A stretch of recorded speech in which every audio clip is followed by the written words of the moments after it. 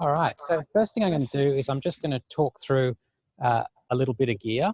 And if you've got any questions about gear and whatever, feel free to interject. In fact, that goes for the whole time. Feel free to jump in, ask questions if you'd like to. So first thing I'm going to do is talk about some slings. All right, so I've got a few different varieties of sling here. And probably the one that most people are familiar with is one like the blue one here, which is a 120 nylon sling. And these are the ones the club has as well, which they're pretty standard.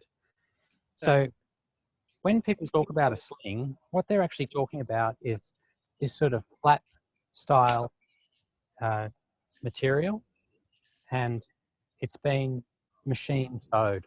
So it's not like a homemade sort of jobby. It's a manufactured item, manufactured into a loop, and then they come in different sizes. So in the old money, this would be called a double sling, which is actually 120 centimeters, and you can get singles, which are, you know, that sort of size, 30 centimeters, 60 centimeters, sorry, and you can get bigger ones as well. The other thing, which you're probably all aware of, is that there are two predominant types of material. If I can get this undone. You've got your nylon slings, which is this one I showed you first up, and it's sort of characterized by being a little bit thicker than the other style. And the other style, conversely, is a little bit thinner. Dyneema, which typically is more lightweight. And there are also little variations in properties, but essentially from a rating point of view, they're rated the same. You know, there's pros and cons. These ones, the thicker ones, are a little heavier, but they're a little bit more abrasion resistant, and they do actually have a slight amount of elasticity to them, which can be good from a shock loading point of view, even though they're both considered static bits of equipment. On the other side, you've got the Dyneema, which is extremely strong for its weight, and you can probably go online and get involved in some pretty full-on arguments about which is better, but you know, really they just have different purposes. All right, so that's slings. Any questions on that before I move into something else?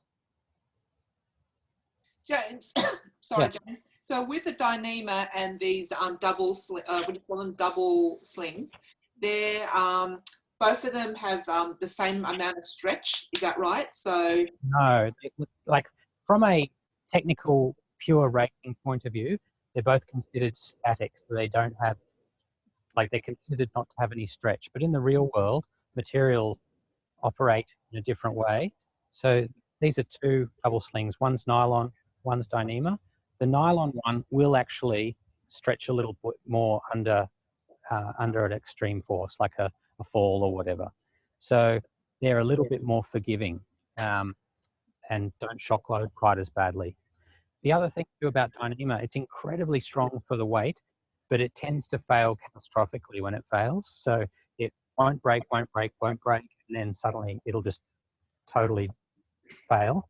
Whereas nylon tends to fail a bit more gradually. So Dyneema is also a synthetic product, a plastic kind of thread, I presume, but it's totally different to nylon. Don't quote me on this, not being a chemist, but I actually believe it's a nylon derivative, but it has special properties, and it's like a patented sort of material. There's two. There's Dyneema and Spectra, I think, and you can always tell when it's in there because it's always the white component of the sling. Is that a good distance close? Riding close. All right. So if you look at this sling here, you can see there's green on the outside and white in the center. In fact, the green is actually just going to be nylon, and the white is the Dyneema. And the reason it's white is because chemically it won't take dye.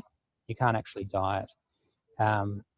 However, if you just had the white stuff, it would actually be very, very thin and small, and psychologically that would actually be a bit challenging for most people. So they usually pad it out actually with a bit of extra nylon. Oh, Also, that's so interesting. yeah, and it also gives it a little bit of extra abrasion resistance as well, having the Yeah. nylon on the outside. That's interesting that Dyneema can't dye, so it'll Yeah. always be white. That's right, yeah. So sometimes you'll see it's woven into the fibre, and sometimes, you know, it'll be a block of it. It's different, depend on the manufacturer, how they integrate it into the sling.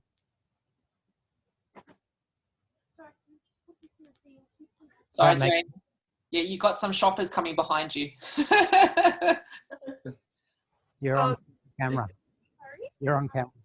That's all right. Don't worry about it. So does that make sense, Susan? Does that answer your question? Yeah. That's great. No problem. James, I have a question. Yeah. The different lenses of the slings, we do use the 120 build anchors, and can you explain a bit, for example, 240, what's the popular usage of it, or Yeah. so or... They call these typically the 60s is called a single or a single sling, also called runners in the old terminology as well.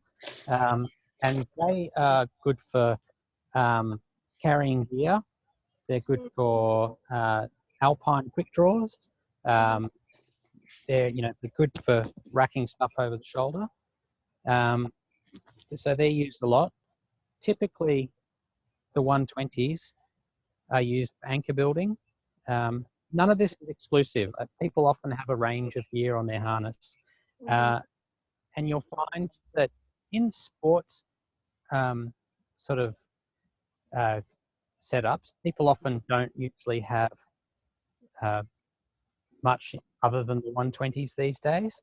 But you will find that people, especially people who do a bit of trad as well, they'll have longer ones. Like I think actually, Gordon, you've got a 240, don't you?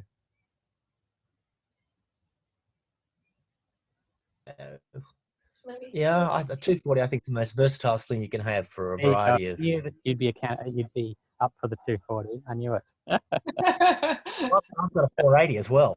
There you go. Woo! So, sorry. Were you going to add anything else, Gordon? No, just before you started, I was just thinking about what you do in your multi-pitch, and you need to actually set up an anchor when you're multi-pitch abseil. You know, So you're getting out. In more than 2 points. Yeah, it's becomes useful to have longer ones. I was going to say, as soon as you have to do more than 2 points, it becomes useful to have longer ones.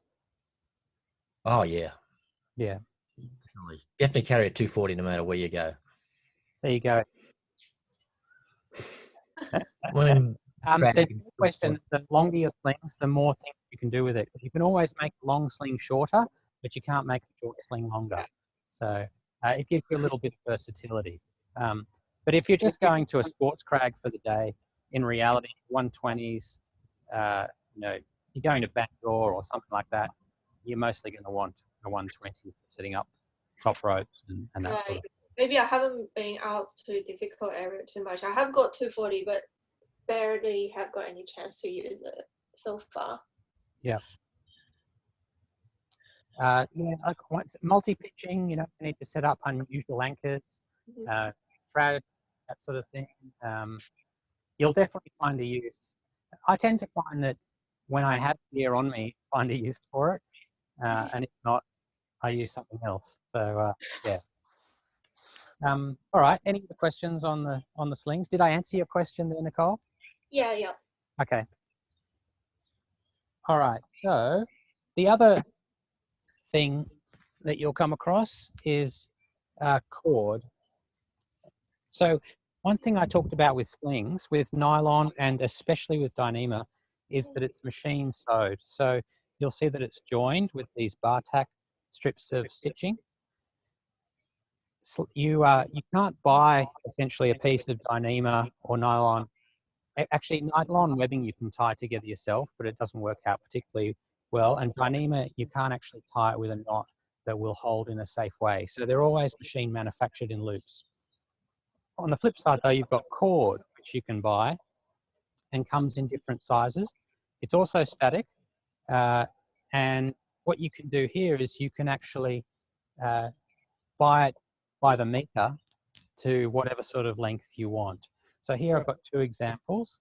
This is actually, which we'll look at later, this is my multi-pitch, one of my multi-pitch anchors that I use. And this is actually a 6mm cord. Is that too close? No? Is that good? Okay. This is a 6mm cord. It's a little bit old, so actually it's looking a little bit thicker than it used to. And this is my trad anchor that I use, which is a 7mm cord. So what you might often hear the term cordelet, and this term gets used interchangeably quite often in different ways. So sometimes people are actually just talking about the cord. Sometimes they're talking about the fact that the cord has been tied into a loop, which is probably the more common usage of that term. And sometimes when they say tie a cordelet, they're actually talking about the type of basic anchor as well. So you might just hear that term used a lot in different circumstances in slightly different ways. But basically, if someone's talking about a cordelet, they're talking about a piece of cord that's been tied into a loop. And the most typical way to do that is with a triple fisherman's knot. So this is actually one that I made myself. And just to validate what Gordon was saying before, this is about equivalent to a 240. I think it's actually about 250 from memory. So that would that be 5 meters in length then in total for your cordelet? That's right. But don't forget you need about somewhere between 15 and 30 centimeters that gets consumed in the knot as well when you're buying that. So, yeah. Would that be lighter than a sling, a double sling, the cordelets? Lighter than Dyneema 240. Yeah, probably would be. And it's certainly a lot cheaper, that's for sure. You know, yeah, absolutely. Like, you know, 6-7 mils, like somewhere between, I think, $1.80 and $3, depending on per meter, where you get it from. Whereas, you know, if you buy a 240 Dyneema, I don't know, someone can probably Google it right now, but I imagine they're pretty expensive. Well, it's a bit on luck. I went to Trek In. I bought a 480 centimeter and I bought it for $15. And it was only being, that's a pretty good deal. That was lucky. That was lucky. Yeah. Is the cord rating same as a sling? No, it varies a lot actually. So what do you reckon 6 mil is? Let's have a guessing game. Who wants to? It's strength. Yeah. Oh, I'll bet it's like 30 kilonewtons, something like that. No, actually, it's a lot less. So we know I think 10, near 10 kilonewton. 10? That's less than. Look, it's. I don't exactly know, but 6 mil is probably. Sorry. The rope is 9.8. Is it similar technology or is it slightly different? Depends, right? So if it's static rope, is it same? That's right. So the rope is an unusual piece of gear because it's dynamic, and you can't really think of the strength of the rope in the same way because it absorbs energy. So rope can be about 8 or 9 kilonewtons, but if you were able to get the rope to feel that sort of force, you would have had to have had a force orders of magnitude greater than that. So you're just not going to generate that. You'd have all sorts of other problems long before the rope snapped. But with static gear, the rating is very important. So on this Dyneema sling, I've got 22 kilonewtons. I don't know if that's readable. Most slings are readable. By the way, James, the 240 sling Dyneema is $40 at Climbing Anchors. $40. Okay. Yep. Right. Yeah. So you can do much better by buying cord. So the cord you get actually varies, and you need to know the specs of the cord you're buying. But 6 mil cord is usually between about 8 to 10 kilonewtons. Okay. Yeah. And so 5 mil cord is usually between 5 and 6 kilonewtons. And 7 mil cord is between about 10 and 13 kilonewtons, and it ranges. And you can get some more expensive ones that are quite a bit stronger than that for the size. So, yeah, and in fact, I think you can go on to, talking of climbing anchors, you can go on to climbing anchors, look for cord, and they'll tell you what the rating is for the different brand. Yeah, just letting you know, I just looked up 6 mil cord for tendon for cordelette. The strength is 10 kilonewtons. There you go. So 10 kilos, yeah. So 8 to 10, probably a good guess. I would, if you see a bit of cord and you don't know, always assume it's the lower sort of end, obviously. Yeah. I think it's the anchor. It normally wouldn't take the shock load. And normally it's just a hang there. So that's right, static loads. That's right. But you can fall on an anchor in certain circumstances. Yeah. I was going to get to this when I was going through the strength of anchors, but no, I'll cover it now. So I have a rule for how you assess how strong an anchor should be. In fact, how strong should an anchor be? I'll ask the question, see what responses we get back.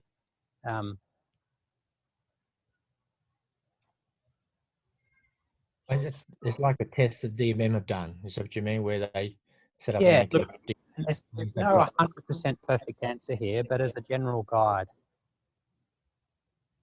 I think the deceleration forces weren't much more than single digits. In some cases, only 3 or 4 kilonewtons. So in the DMM tests, remember they did a whole set of tests with, they put knots in using Dyneema and nylon, and they showed the particular issue in regard to minimizing dynamic forces was a knot. You know, it's a knot is a converse thing because a knot weakens the sling, but on the other hand, it actually limits the force on the sling as well if there's a fall situation. That's true, and the world is imperfect, which actually is in our benefit because things slip and slide, and they all absorb energy while they're doing that. Not so great. Not too many knots, but not so great. But isn't it around 3 newtons in that test? I can't remember now, but it's around that sort of level. Sorry, what number? The worst was about 3 or 4 kilonewtons. They had a 90 kilo weight, and they dropped it from 3 or 4 meters, and I think the worst weight was 3 or 4 kilonewtons. It wasn't. Didn't seem to be. Was that? I think that was a 0.7 factor fall on the. Is that the Petzl one or the PMM one? I can't remember. To go back through the tests. Yeah. Okay, I'll give you a good general rule anyway. So one that I use, which is then easy to remember, is when thinking about your anchor, is the number 4, 8, 12. So they're all separated by 4. So 4, 8, 12. So 4 kilonewtons for abseiling, 8 kilonewtons for single pitch or top rope, and then 12 for multi-pitching. And the reason for that is with abseiling, you're typically only loading the system statically. So you put your weight onto the rope set up to begin with, and it should be actually almost impossible to generate forces above about 3 kilonewtons, but you want an absolute sort of minimum of 4 kilonewtons to abseil on that anchor system. Then for leading single pitches, where you can generate a fall factor of up to about 1, where your top rope, in fact, top rope can put more strain on the anchor than leading. And because essentially you've got double the weight of the heaviest person in the system. You want to have about 8 kilonewtons to be safe with the sort of numbers that can be generated in the fall factor 1. And then in multi-pitch, typically you don't need your anchor to be stronger, but especially when your lead climber is taking off from a belay station and they have the opportunity to fall past the belayer and generate a factor 2 fall, the anchor needs to be stronger. So up to 12 kilonewtons. So that's a good sort of rule of thumb to think about. It's got quite a bit of safety margin in it, but it's easy to remember. So 4, 8, 12. Does that make sense? Yeah. Any questions on that one? No, it's all good. Yeah. All right. Yeah. All right. Well, I might just talk about the other essential component of anchors, which are carabiners. So I've got a few here. So I've got some locking carabiners. This is the Petzl one. Quite useful because it's got the little indicator that tells you whether it's locked or not. my Mammoths that I've had forever. You can see there's a little bit of wear on that one. Then I've got some non-locking beaners there as well. I won't go into these too much because I think everyone's had experience with this stuff. So any questions on carabiners before I push on? No, all good. All right. Okay, so I'm going to build an anchor now. Can I ask like a quick question? Like, Of course, as many as you like. Like, when are you supposed to use oval carabiners, like oval shaped one? I would typically, you'll see that the rescue kits use oval carabiners. So where you're hauling and stuff like that, they're a lot easier to use. For belaying and things like that, you want a nice flat surface. That's why these ones are better. So I think joining two ropes together, hauling, if you've got the possibility of triaxial loading of the carabiner, so where you have forces going in 3 directions, you're better off using an oval shaped beaner because it tends to keep the load along the main axis. But there are a whole bunch, if you go and have a look at all the different shapes, there's like a bazillion different shapes for all different slight nuances. In reality, you're just not going to have all of those with you mostly. You're just going to have whatever your kit is. So, you know, it's, I mean, I own 2 oval shaped beaners. They're in my rescue kit, but I don't have any others. Okay, thanks. Anyone else want to add to that? Anyone else? No, not from me. Yep, cool. All right, great. Thanks for that. All right, so I'll build an anchor now. So what I'm going to do is I'm just going to do a basic anchor here on this incredible rated anchor system here. Is that a good view on the camera? Yep. All right. So actually, I'll just show you a few little tricks actually. So one thing you'll notice here, if you take the nose of the carabiner and you clip it from the outside inwards, then when you flip it around, you'll have the gates pointing outwards, which is really convenient.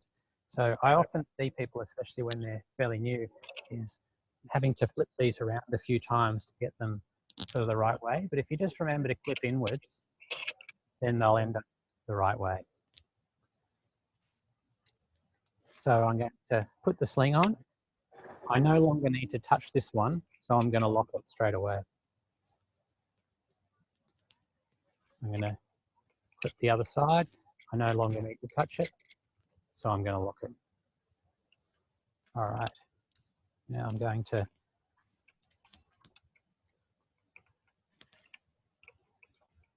tie myself a nice basic anchor. Is that good visibility on that? We might just do a bit of camera shifting here so we can make sure people can see this properly.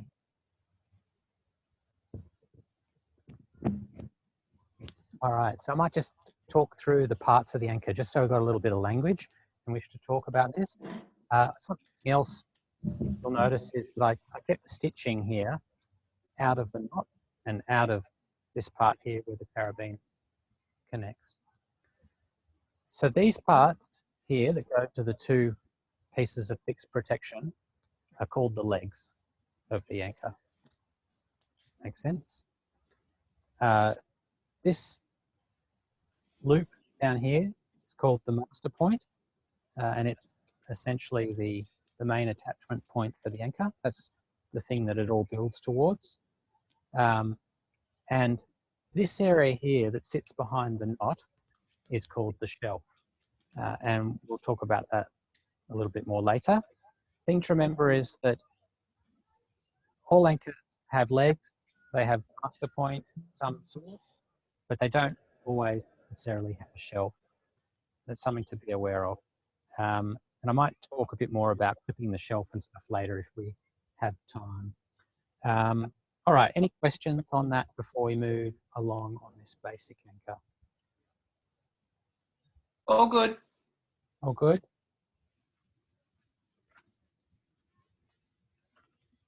All right, so what we're going to do is we're going to talk about the assessment tool SERENE for assessing an anchor. And in that, I'm just going to try and deliver as much theory as I can about anchor building and how they're constructed. So I know most of you have done rock skills too. So I'm going to see if you guys can tell me about each of these. So if you remember your SERENE mnemonic, does anyone remember what S stands for?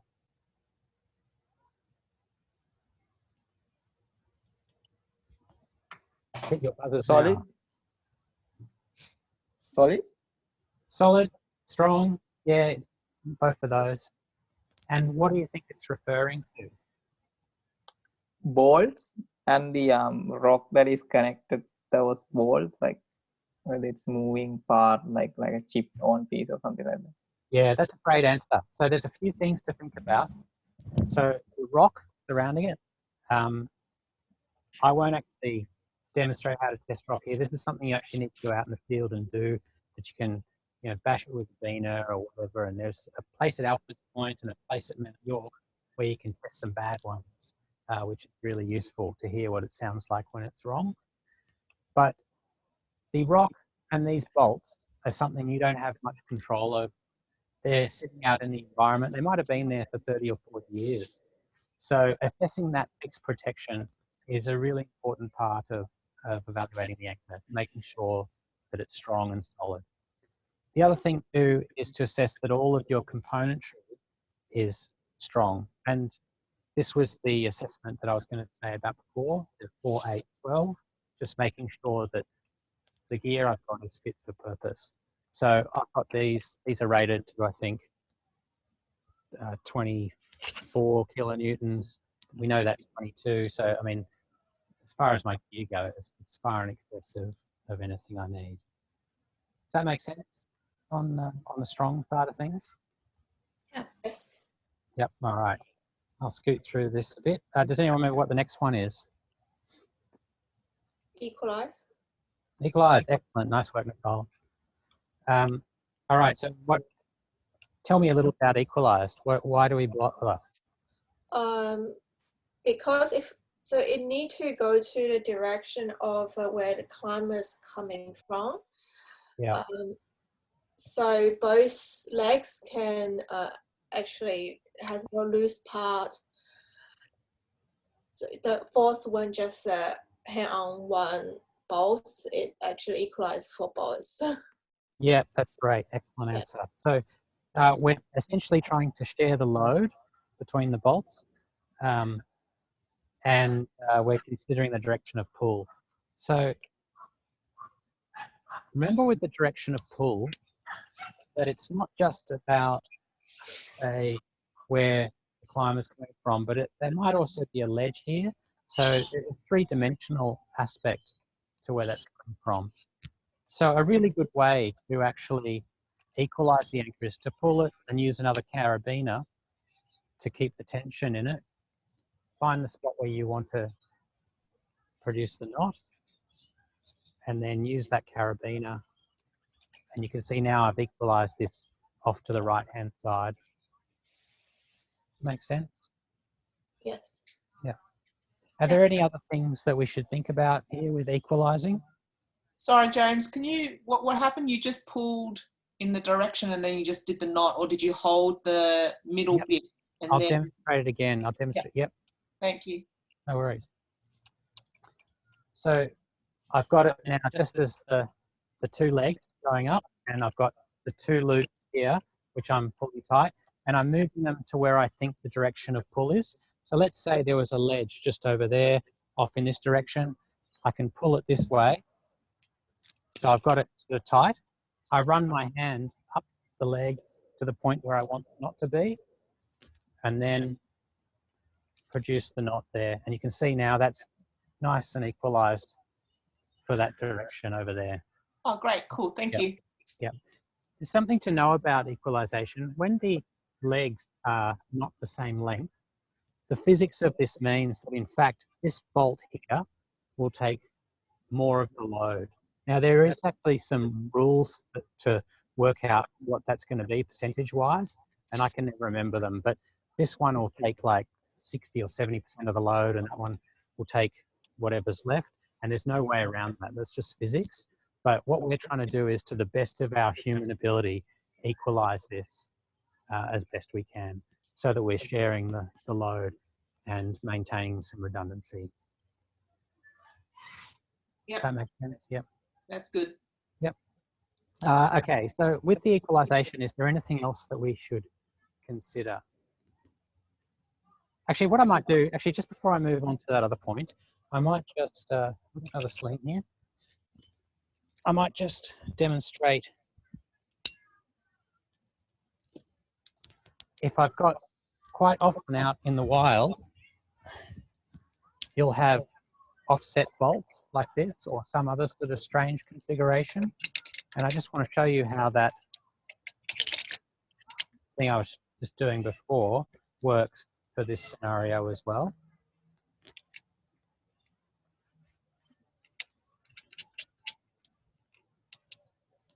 So I just set it up basically exactly the same way.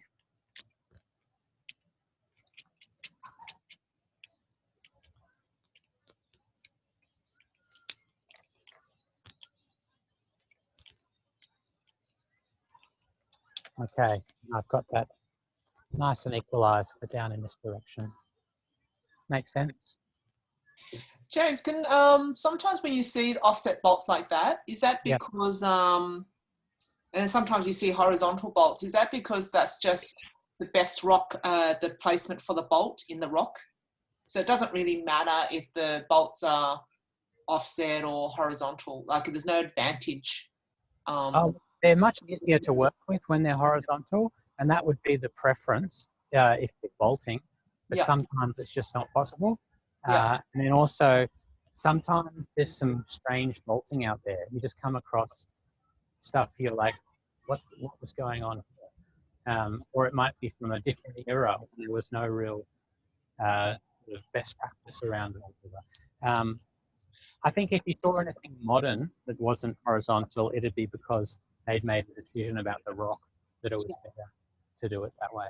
So the default is preferably the horizontal, but obviously if there's some kind of variation to the surface of the rock, or maybe there's a weak point that they can't do horizontal placement, that's why they've done the offset usually.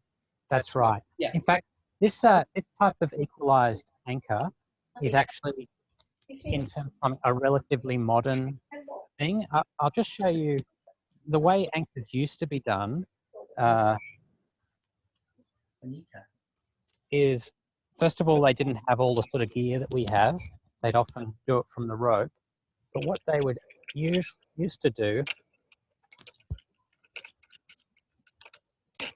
would be variations on this sort of thing. So they'd come in, they would clove hitch into that one, they would clove it into that one, and then they might just put something on there to anchor into. So it was about backing up, but not about equalizing. So you'll see a lot of old-time trad climbers still do sort of stuff like that. Oh. Okay, that's interesting. Yeah. That's so that knot at the end where you've got your finger, that's just a knot, a backer knock. Oh, that's just a figure of 8 you can clip something into. Okay, that's a safety to stop it sliding through the... No, that's to clip onto. So that's, you might... That's where the climber... That's your master point. It's your master point. Yeah. Cool, master cool. point. Yeah. I mean, that's still valid? Not anymore. It's not best practice anymore. But you will come across people that do it. And look, climbing is about solving the problems at hand. If you know, this is all you can do, and the other option is unavailable for some reason, then it's better than being on a single point. So, you know, you're still on 2 points, but you don't have equalization. So if this one blows, and this one's a similar strength to this one, then it's likely that one's going to blow as well. Yeah, if you'll dynamically load the second one when the first one fails. Yeah, exactly. Yep. But, you know, there will probably be people out there still doing this sort of stuff, less and less, but yeah. As the knowledge dies off. But Yeah. now you showed it to us, James, so it's been revived again. Yeah. Also, the other thing is trad climbers often would have it through 3 or 4 pieces in that sort of way as well. But yeah. All right. Any other questions on that sort of equalization stuff? Oh, there is one other thing we need to talk about with equalization. Can anyone think what it is? It's actually a bit of a, it's not exactly about equalization, but something we have to think about being connected to 2 bolts. Give you a bit of a hint. Is it the angle of the sling to the bolts? Yep. That's it, exactly. That's right. Who was that? John. Oh, John. Okay, Yeah. You sound like you're down a well. Yeah, I'm just a bit further away from the computer. Okay. Yes. Okay. Do you know anything about that rule, John? You know what you're looking for? If it's a steeper angle, then there's more strain on the bolt. If it's like a more level, I know what you'd say, the bolts are further apart. Yeah. Yeah. Okay, so let me ask you guys, how much, let's say I put 100 kilo weight on this now, make 100 so it's nice and easy numbers. How much weight do you think would be on each of these bolts? If that's a 60-degree angle, it should be 50 each. No, that's probably about, I don't know, 30. What did you say? But what did you say for 60 actually, Susan? 50 each. Is my maths wrong? No, it's probably a little bit more than that. Yeah, Probably maybe about 60, 100 each. about 60 each, if it was 60 degrees. Sorry, did someone else say something? maybe 60, 70. Yeah, about 60. Yeah. You just got to do your trigonometry. Yeah, that's right. So, Sines and stuff. Yeah, okay, yeah. so what angle do you think I need to have it at to make it 50 kilos on this one and 50 kilos on that one? 0. Zero. Yeah, that's right. That's right. So if they're right next to each other, then you can 50-50. But in fact, when you up until about 25, 30 degrees, it's still very close to that. So up to about 30 degrees, I think is around 54, 55%. So you're actually getting quite good sharing of the load. And once you start going above that, then the amount starts to increase quite a bit. So what do you reckon if we had a 90-degree angle, the weight on the bolts would be? 100. 200. Infinite. No. You can get to infinite, but not with 90 degrees. So 90 degrees. About 70 kilos. That's know, right. yeah. 70 Yeah. kilos. That's Right. 70% of the weight. Okay. Yeah. And so 90 degrees is the maximum that we want to, like that's our rule of thumb for us, like our limit. We don't want to build an anchor that is more than 90 degrees. Again, once again, you know, if you find yourself in a circumstance where you absolutely have to, and it's the best thing to do to get you out of some other problem, then you can make the decision. But as a rule, if you've got an anchor that's going to be 90 or more degrees, then you need to probably introduce some other gear or do something differently to minimize that angle. So you mean 90 degrees where the knot is? That's it, one Yeah. here. Oh, Yeah. I thought you meant 90 degrees at the top, like flat across. Ah, right. Yeah. Yeah. So, think So 90 degrees would be, Don,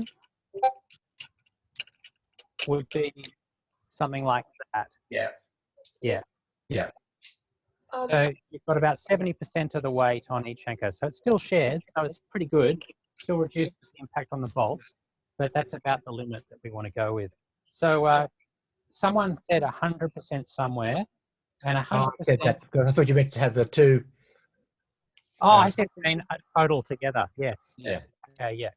So when you get to about 120 degrees, then both anchors have about 100% of the load. So essentially, there'll be 100 kilos on that one, 100 kilos on that one.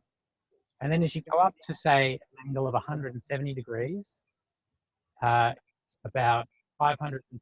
A little bit shocking, isn't it? Wow, that's pretty big. 180 degrees. So it's That- asymptotic for the nerds. Yep. So it is. So at 180 degrees, it'd be theoretically infinite. That's right. That's Yeah. right. And in fact, in the real world, it's impossible to get to 180 degrees. There's always going to be some sag or Yeah. slight angle, even if it's minute. But the forces become incredibly strong. Hang on. So what does that mean for slacklining or highlining? What do the forces say about that then?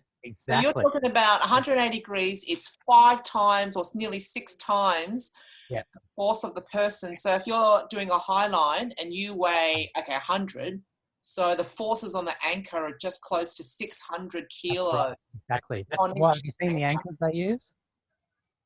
Hey, sorry. Have you seen the anchors they use? Sometimes they've got like 7 or 8 pieces in them. Oh, yeah, that makes sense. Yeah, and they're backed up and quite serious anchors.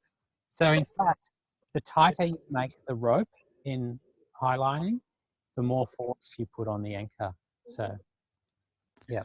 So obviously the ideal is between 30 and 45 degrees then, which is about 50%, 55% of the force, half of the weight of the load. Yeah. So around 30. Interesting. It's interesting saying 0 degree is like a 0 degree is sharing 50-50. Yeah. So the reason not using 0 or 10 or 20, is it because it's harder to equalize, or is it hard to? So the only way you could have 0 is if the bolts are on top of each other like that. If they're right next to each other, then you've got a problem of the rock, only one piece of rock supporting you. So you don't have redundancy. Okay, that makes sense. Yeah. So if you have them on top of each other, you can build a very shallow anchor. Mhm. But let's say we did have this sort of scenario. Okay, those were the 2 bolts. Mhm. So that's 90, maybe it's a touch more. But let's say I want to reduce that angle. What options do I have? Extend the sling. A longer sling. Longer sling. Yep. Yep. Overhand rather than figure 8. Yep, that's good. Reduce the size of your knot. Yep. Yep. So anytime you can move the master point down, it's going to reduce that angle. So introducing more material. Yep, good answers. You guys are the A team. All right. Anything else on that you would like to chew over? James, you haven't really seen out in all your climbing routes really wide anchor bolts, have you? The time they're all set up nicely. Yeah, there's quite often the very first bolt on the easy route at Mount Gibraltar is too wide for a double sling. Oh, wow. Like it's actually greater than 90 degrees? Yep. Wow. Does anyone remember that one? No. Yeah. I don't remember that. No. But no, there is quite a lot, and especially on routes where they've had to re-bolt them. So maybe there were 2 perfect bolts, and they've had to, this one's corroded out, so they've had to put another one in, or they've moved it somewhere else, that sort of thing. And I can't remember the rules, but Brendan's the expert on this. There's a certain distance that you can't put another bolt in next to another bolt because it is compromised and whatever, those sort of things. So it's not always in their control as to exactly where they can put the bolts. Can't you just take the old bolt out and just use the same hole? I don't believe so. I don't really know the answer to that question, but I don't believe so. How long do bolts last for? What's the lifetime of the bolts? I know it's really variable. I know there's bolts out there that have been in there for 30, 40 years and people are still climbing on them. And I know there's others that have been replaced in 5 or 6 years. So I think the bolts have gotten better. I think, they're all using high-grade stainless steel now. I mean, it's best to use the best bolt that you can, because otherwise, imagine 100 years' time, just too many bolts out there. The other thing too is, depends where they are. Like I know the ones down at Point Perpendicular tend to wear out quicker because they're right there next to the ocean. So Okay.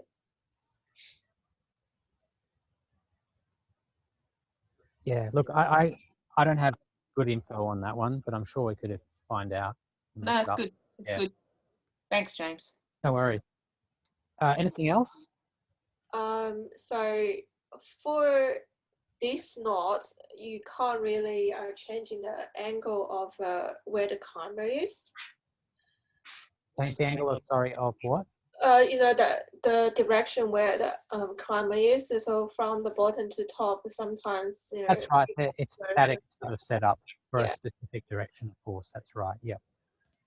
There are some things you can do. This is more of a trad anchor building thing, but if there was a range of movement here, I could secure this anchor with, let me just mock something up, with essentially another point that constrained it, so that then the anchor actually can't really move in any other direction. Cool. Huh. Yeah. So that's something you can do. Now there are self-equalizing anchors, and I'm going to cover those in a little bit. But yeah, so this is more of a sort of multi-pitch / track climbing type configuration, where you've got to think about upward forces and stuff like that. Right. Yeah. But remember, there's 3 dimensions in the world, so you can constrain things from other directions. All right. Does anyone remember the next letter in the mnemonic? R, redundancy. That's it. Excellent. Nice. Do you remember what we're trying to work out there? You've got 2 places it goes in, so make sure that if one fails, then the other one catches. Yep. So there's a couple of things to think about with redundancy. The first big rule, obviously, is that we always want 2 points of attachment. And in the case of anchors, obviously, we have 2 points of attachment. But we want to make sure, as a climber, as a belayer on a multi-pitch, that we are always on at least 2 points of attachment. So if we're moving around, if we're changing, even as we're climbing, we've got a series of bolts between us and the belayer. We want to make sure we're on 2 points. So never want to be on a single one. We also want to make sure that we have as much redundancy in our system as possible. So I can't remember the exact maths of it, but introducing a second piece of redundancy in a system massively improves the safety. Introducing a third redundancy marginally increases the safety, and then introducing a fourth one is almost completely negligible. So you get most bang for your buck out of your second sort of backup, your second piece of redundancy.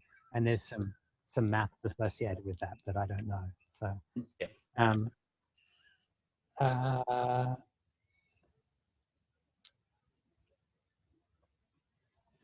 all right. Yeah, so that other point I was going to talk about was redundancy of our components in the system. Okay, so what we actually have here is by isolating these 2 strands, we're actually introducing some redundancy there as well. So you can see that if this bolt blew or this leg blew, then it's still maintained there. And in fact, I've had a little bit of a swing, but I've had no real shock loading into the system. So as well as thinking about the bolts, which are the primary thing we want to make redundant, we're also looking to try and make as much of the rest of our system redundant as well, within limits. So there are some things we don't make redundant, like the rope, for example, because it already has a lot of manufactured redundancy built into it. Same with our harness. But anything that we're sort of constructing, deconstructing, or building ourselves, we want to make sure it's redundant. Okay, so on that note, I just wanted to make sure that we understand about redundancy in relation to the shelf. Does everyone know about clipping the shelf? In fact, is there anyone that doesn't know about clipping the shelf? Yeah, we all know. Yeah, we know. Yeah. Okay, you know, so the important, sorry, was there someone else? No, okay. So the important thing about clipping the shelf is that you want to make sure that you're always inside the loop. And this might be obvious, but if you clip there, I'm very safe while the anchor is as it's intended. But if I have any kind of, you know, blowout in the anchor, then I've lost my redundancy. So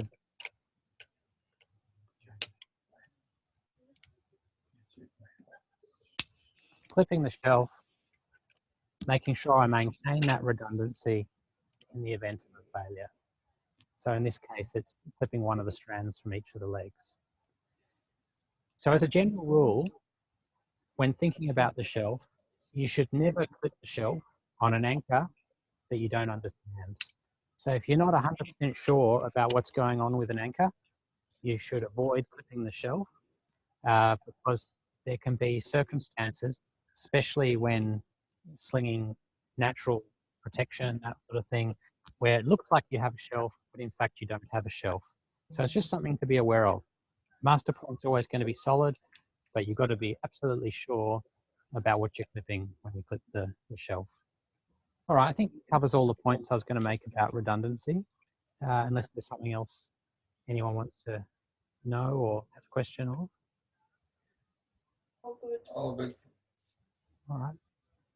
Okay, does anyone remember the next next letter in the mnemonic?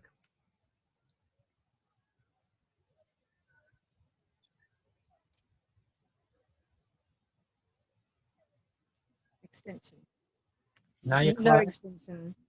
No, it's got one other before that. Efficient. Equalize. Yes, efficient. That's it. Efficient. So who knows what efficient means? Keep it simple. KISS principle. Absolutely. That's it. As simple as possible and still being safe and maintaining all of the sort of best practices. Why do we want to keep it simple? You can inspect it. Absolutely. You can evaluate it. Your partner can evaluate it. We can see what's going on. You can see mistakes way more easily if the system is simple. Yeah. Any other reasons why we want to keep it simple? Easy to undo, to clean up, tidy up. All of those things I think you can roll into that it's quicker. Yeah. So basically, if you're doing a 10-pitch multi-pitch, you know, and you add 10 minutes to every anchor, you've now added 100 minutes to your climb. And now you're leaving in the dark and you forgot your head torch. All right. So yeah, want to make it faster and make it easy to evaluate and easy to pick up mistakes. All right. So I think efficient's pretty clear. A few people said the next one, which is no extension. That's the 2 letters. This one's really important. Tell me what it's all about. Anyone? So if the one leg fails and if the anchor can be extended, which means you add a shock load to the other leg. That's right. So what we want to do is avoid that because that shock loading, even over a small distance, can actually be an incredibly large force. And so if we had, say, in our 100 kilo scenario, you know, we've got 60, 70 kilo of load on that, a shock load from, say, a 30 or 40 centimeter fall from this side could potentially put hundreds of kilos of load on that bolt. Now, if that bolt was totally fine to hold us here statically, but was marginal under those sort of weights, well, now we might have blown that one and we might blow this one too, and that might be the end of our day. So James, with those offset bolts then, there will be some kind of shock loader bit? Not necessarily. What I was saying before about the equalization is that the load won't be shared equally between them. But if this was to break,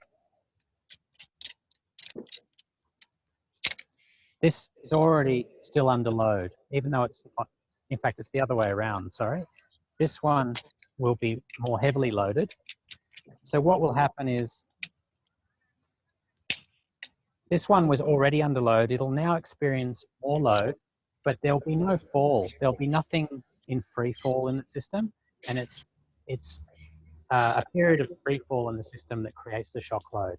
So what will happen is the weight from this one will suddenly transfer to this one. So this will go from holding, 40% of the weight to holding 100% of the weight, but it probably won't hold more than 100%. So James, if it's equalized, did Yeah. you say the lower anchor will take a little bit more weight? That's right. Yes. Yep.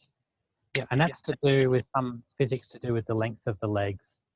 And there are rules around that, but it's impossible for a human to equalize this in such a way that they'll share the weight evenly. So you said the maths is about 60-40, is it?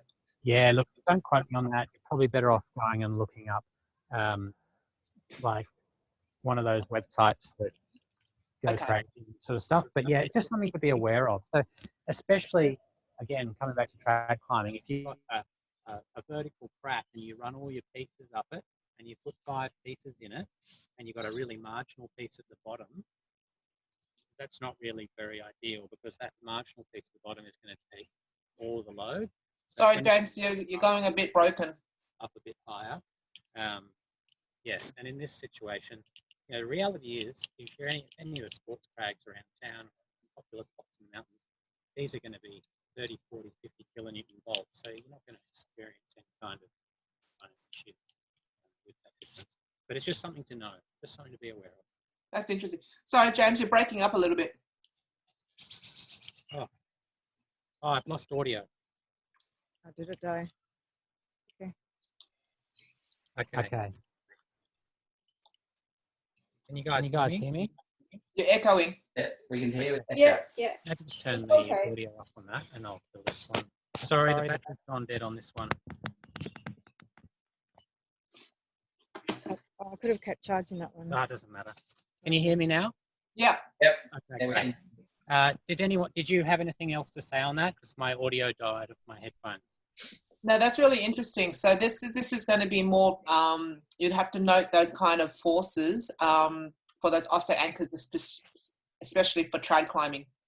Yeah, that's right. Look, and we're only talking about the marginal setups. Most of the time, you're not going to be in that situation. But when you suddenly are in that situation where, oh no, I haven't got the right gear and it's dodgy rock and I've only got these little 4 kilonewton nuts, what am I going to do? These are things to start considering.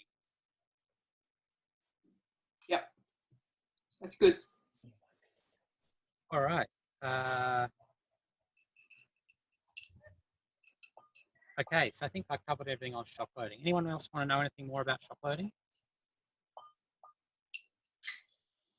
This is one of the things that people talk about why they prefer nylon over Dyneema, is that nylon tends to absorb some more of the force in that sort of situation, whereas Dyneema, because it's actually stronger or less elastic, tends to suffer more from shock loading.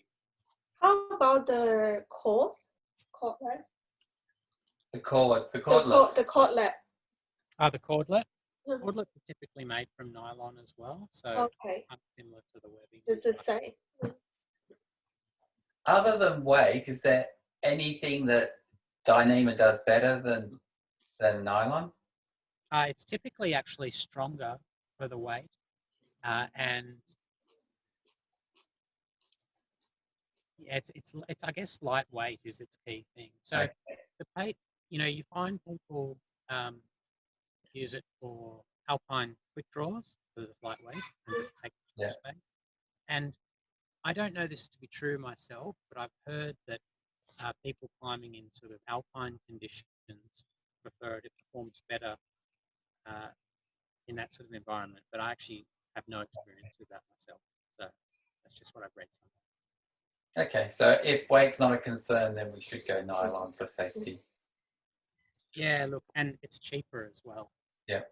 Yeah, it is a lot cheaper. The other thing too is because there's just physically more material, it can handle more, there's more material to wear out. Yeah, that's true. Yeah. I mean, I refer to some tests that were done by DMM, and whilst you would expect Dyneema to have higher dynamic forces if you fall on it, providing you've got a knot in the system, the DMM test showed similar performance to braking for between Dyneema and nylon. My preference for nylon, so I generally carry a 240 centimeter Dyneema because that's my most versatile tool, and over the many climbs it's been fantastic. But I recently bought a 240 centimeter nylon. That's a thinner nylon one. Normally the nylon ones you often get around 25 millimeters is with the width of the tape, but I bought an 18 millimeter nylon 240 centimeter sling because I'm getting scared nowadays. And in trad, I think despite all that testing on knots, I like the idea of a bit of stretch, because the issue with trad is the fact that your placement might pull out no matter how careful you are. So just give you a little bit more leeway. Every little bit helps if you're as scared as I am. So it's horses for courses. I don't mind the extra few grams. Yeah. Yeah. I look, these are both my bits of gear, so I own both. I tended in the early days to want everything to be ultralight, and then maybe I got stronger. I don't know. Now I'm like, I'll just carry the gear, and it's cheaper. Yeah. Maybe it's I will use more gear now, so it becomes expensive to have to replace. Well, I've got my 240 Dyneema. Obviously, I'm keeping it. I'm not throwing it away, but I guess after you've been climbing just even a few climbs, you decide that what compromises you personally are willing to make. Yeah. So would you carry that on you just in case anyway, the 240, or was that just something that you have with your gear?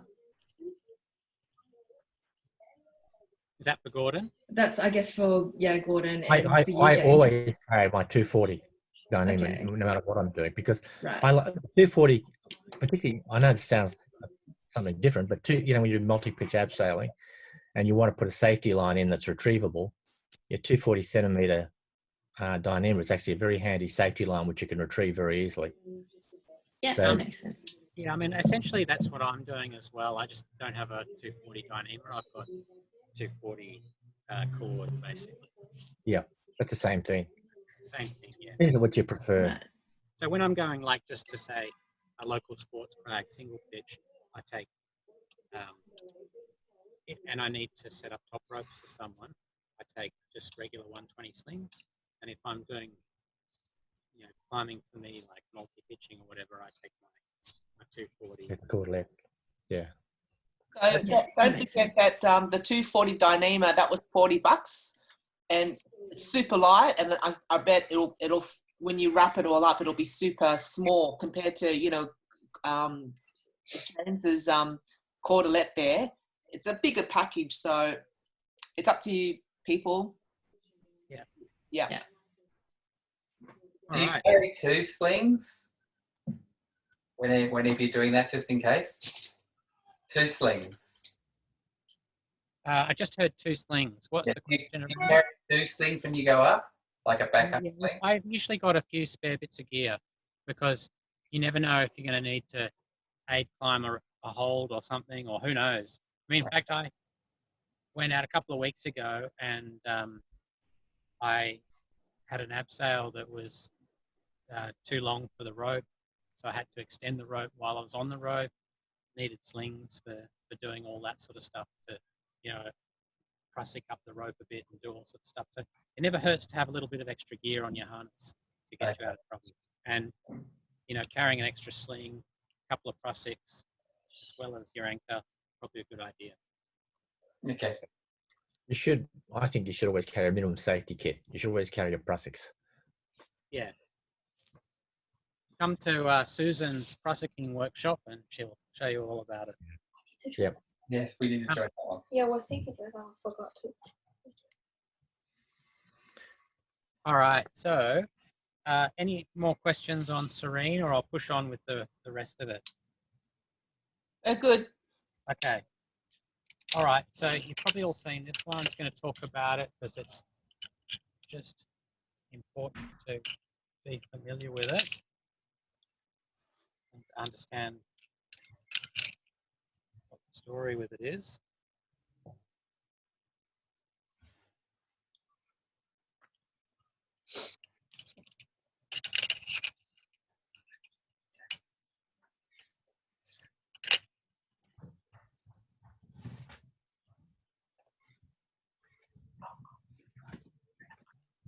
Wow, it's still on camera there.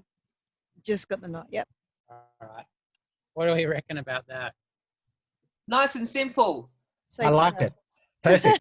Perfect Fun triangle. anytime. Sight at any time. Yep.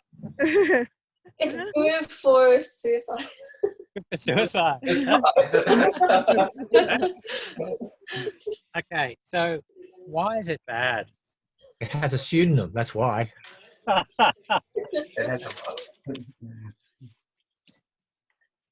There's no redundancy. Yep, that's the one everyone always identifies as being the issue with it, and that's true. It doesn't have redundancy, but it's not the only problem.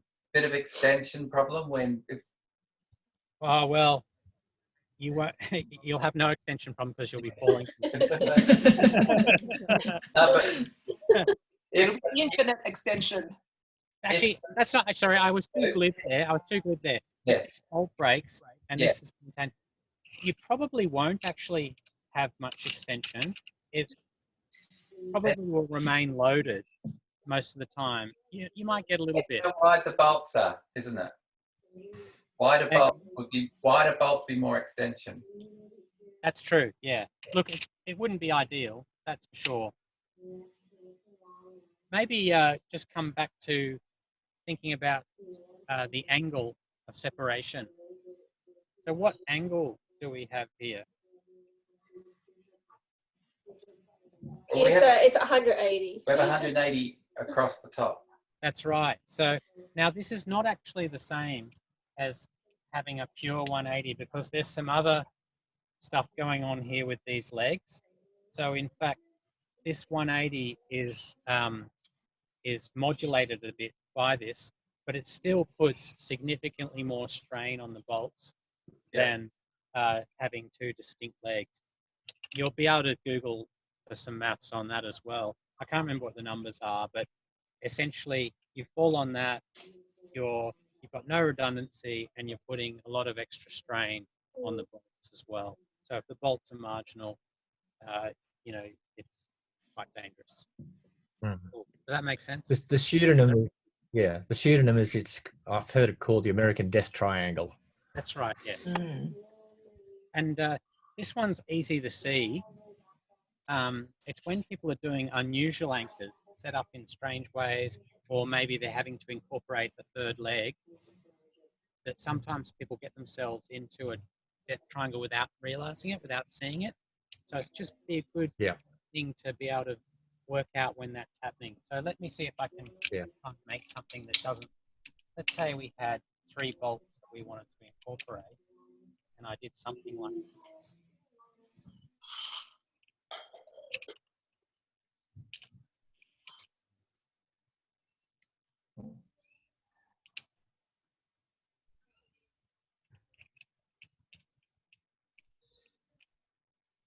Yeah.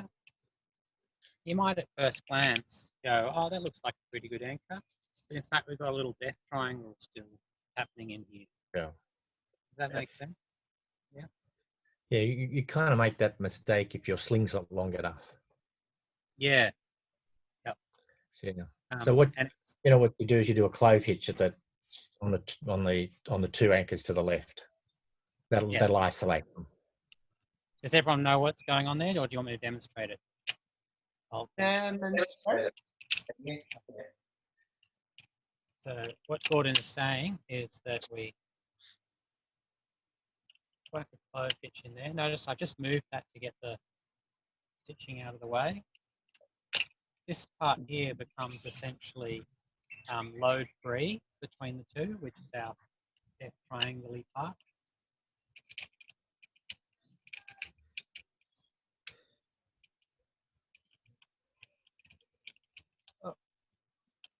This is why you need the 240 sling.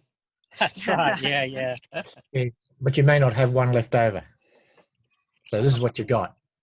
Got to use what you got. That's right. So I can't use my special technique now because I don't have enough. There we go. So we've got another problem introduced now, but essentially we've solved that one of the death triangle. So because I've got 3, I'm essentially still on 2 points. So even though I've got this bit here which is not particularly backed up well. These clove hitches will hold pretty solidly. I've got this point as well. So I'm pretty happy in terms of the redundancy, but I have got essentially a 90-degree angle here as well. So James, in that setup, where would be the two main loads, or which anchors would be the two main loads? this one will get the most, the shortest load basically. Okay, which one would be out of the three? Which is the backup anchor? What do you mean by that? Okay, so when I understand anchors, you have like your two main anchor points, and then the third one usually is the backup. So well, I don't really think of them in that way. Not necessarily. For me, if I'm incorporating 3 points, I'm really trying to equalize amongst all 3 of them. So just that physics that I was talking about before, the load is going to be strongest, middle, lightest, just because of the nature of the legs. But I'm really trying to incorporate all of them into it.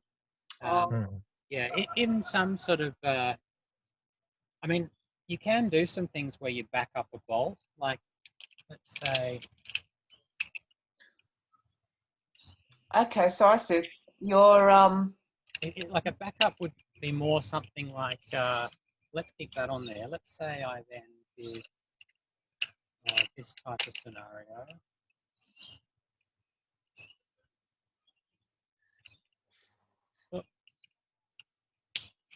Oh, it got me. I disappeared. Is that still there? Two Clove Hitches.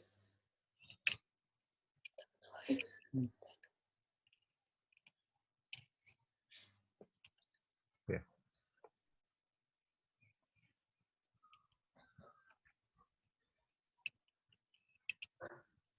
It's going to take out a bit of that snap.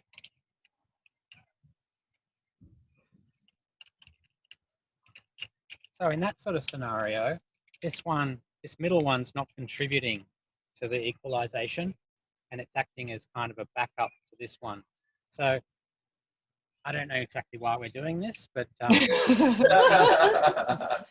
maybe this is a really marginal piece, or it's rusted out or something, and I've only got enough gear to just get to this one. Maybe I have a shorter sling or something, and I just want to back that one up. So if this one goes, it's supported. Look, there are scenarios like that where you come across some weird configuration of bolts and you're not that confident about one. But in this scenario, this one's acting as a backup. It's not part of the primary anchor. okay. So I just my thinking, I guess, is when I see let's say I see three bolts. Yeah. I'm thinking, and they all looked good. I would just stick to 2 main bolts, and if I had to, then back up with the third one. Yeah, that'd be fine. Yeah. Let's see if you've only got a 120. So when you see 3 bolts, you don't necessarily have to use all 3. No, you don't necessarily have to. Yeah. Okay. I'd pick the 2 best if you want, if that's the gear you've got. If it was really easy and I had, my 240 on me, then it's nothing to.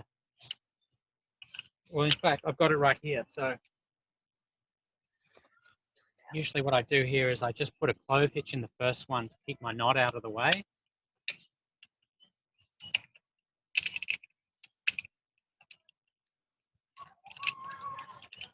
You can see I've got so much extra now. So I'm going to just put a figure of 8 in there instead of an overhand. There we go, and that was pretty easy. Like, didn't take me any longer to incorporate the 3 of them into the anchor. So you wouldn't even clove hitch a second one? Nah. No, the only reason I clove hitched this one was to keep my knot. Yeah. And stop it from coming in. And I know with this one I've got plenty of material. Yeah. Yeah, fine. Cool. Cool. So no need to do a second clove hitch. No need to do a figure of 8 knot or anything. I did a figure of 8 here to consume a bit more material. Back up on the anchor. Yeah. Yeah. Well, this is a loop. So yeah, it's all, yeah.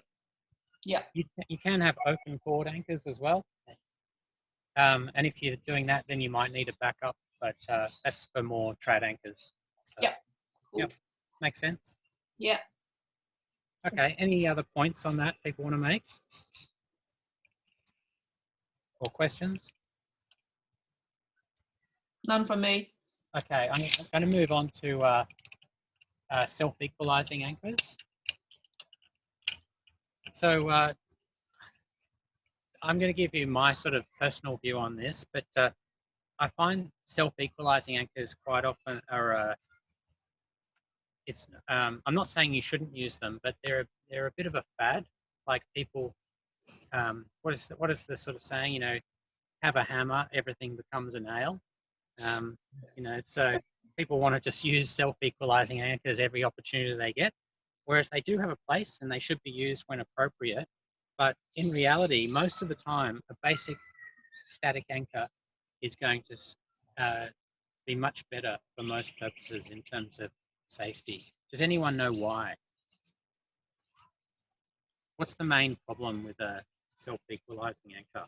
If the You mouth, have extension, yes, and they take a bit longer to rig. Yeah, both of those. The Yeah. extension was the main one that I was looking for, but yeah, they do take longer to rig as well. Having said that though, they are useful and there are ways we can mitigate the extension problem. So the first one I'm going to show you is the sliding X. Is there anyone who's not familiar with the sliding X?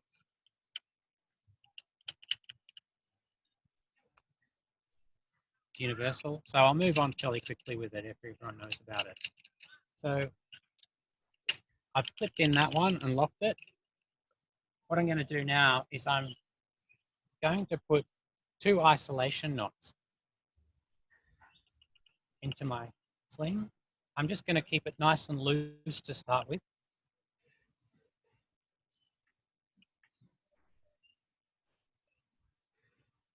And clip that. I no longer need to undo this one, so I'm going to do it up. And now I'm going to think about where my forces are coming from. So let's say it was coming from over that side this time, so over there. I'm now going to shuffle my isolation knots along. And I think that sort of is the range of movement that I'm looking at. So I'm just going to split that and just, yeah, okay, that's pretty good. I think actually probably we can just tighten that one up a bit there. All right, so sliding X, we've got 2 strands here at essentially what is our master point. And as I talked about with the shell before, we want to stay clipped inside the loop. And you can see that if I clip both of those strands, I'm essentially not inside the loop. If that bolt comes out, I can slide straight off the anchor. So I have to clip one. Then if we put a twist in the other strand, hence the X, is that visible? Yeah. Yeah. Yeah. So what happens there, if I didn't have, let's say, you just take that isolation knot out. If this was to break, we're still inside the loop of the sling, so we can't come out of it. Now, we would actually be protected a little bit by the knots as well.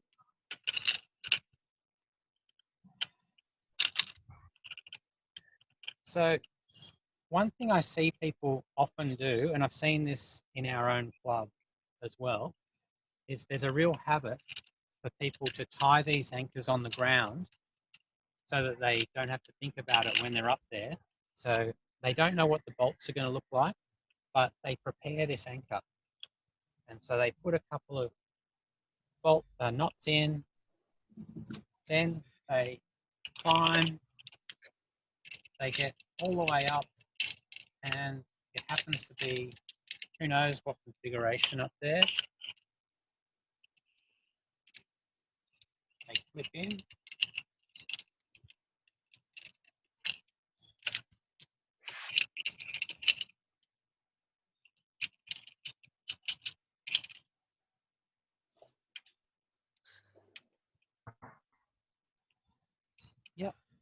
And they go, cool, done, anchor.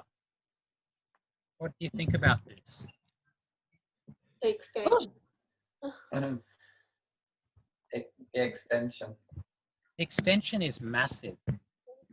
If the person was sort of over here and this bolt flew, that's what, 35 centimeters of fall on a static system. That potentially is going to be a massive force on the gear and on the bolt. So this habit of sort of pre-tying anchors and then just using them without considering the circumstances that the anchor is going to exist in, I think is really problematic. And you've got to really consider how you can get these isolation knots as low as possible and still have the self-equalizing property that you want it to have. So, Okay, so those isolation knots, is the purpose of them is to minimize extension as much as possible. that's right, yes. Right, got it. And do you have a general rule of thumb for the space that you should leave between the isolation knots and You know, the it's funny you should ask that because I thought, I bet you someone will ask me that question and I don't have a really good answer for it. I actually did a bit of reading on that one before I came, and there's a lot of varied answers. Yeah. But if you, like, as soon as you start getting falls of even 10 or 12 centimeters, it starts to be significant forces on the system. So I would try and keep it limited to something like that personally. And if I saw 20 centimeters of gap, I'd start to be concerned. Personally. So I don't have a really good answer for you for that one, even though I actually knew that question was going to come. So thank you for being the person that asked it. Well, it's interesting. I think I mentioned to you when we went to Gibraltar last few weeks ago, whenever it was, and one of the guys talked about, what's it, couplets? You know, using the sliding X without the sliding X. Oh yeah, that's yeah. the equalet. That's actually next on my list, Gordon. Yeah. I was going to, What I was going to say is, in terms of what I think is a negative in sliding X's, is all things we've talked about, and to some extent, when you read the literature on couplets or whatever it's called, it's because people have said, oh, you may not do the sliding X properly, so let's do this other variation. Because if you do the couplet or whatever it's called, you don't have to worry about when you do the half, whether you do the half twist and still remain isolated. But my view is, in practice, is never use a sliding X unless it's a club trip and you've got solid anchors. And the reason why you use a sliding X in club trips is often beginner climbers end up going off route, so you do need the sliding X. So as a general rule, that would be my personal view. Make sense? Yeah, makes sense. I'm going to talk about the equalet next, actually. Equalet, that's right. Word. Yeah, we've got some things to add on that one. But maybe I'll just, if there's any questions on the sliding X before I move on, or on the isolation knots or anything like that. Not from me. Not from me. Not from me. Okay, no worries. All right. Now that it's been brought, let's talk about the equalet. So I actually think the equalet is a good anchor. The problem is it often gets used incorrectly, is in the way Gordon was mentioning. Just set back up here again.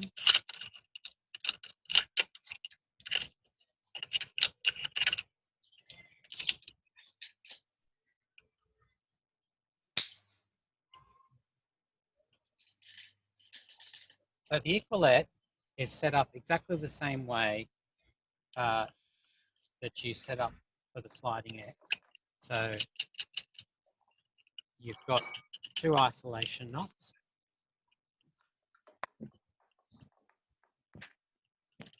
But what you do is you separate these two strands.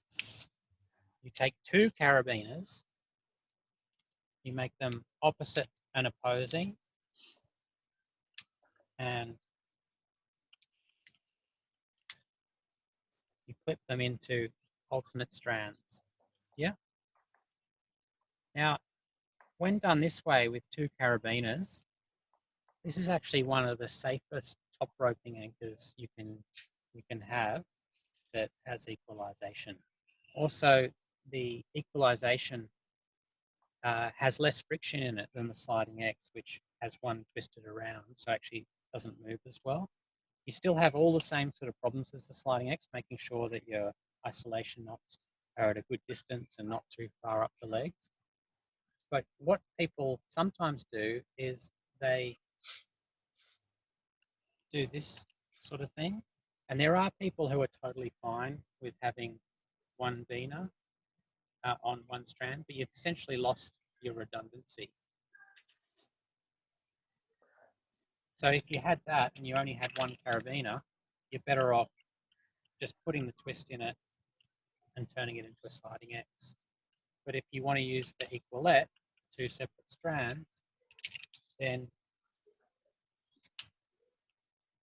you should use two locking carabiners. Do you still see a lot of people practice that? They're using the Equalette? Actually, I pretty much use the Equalette on all beginners trips when I'm setting up top ropes.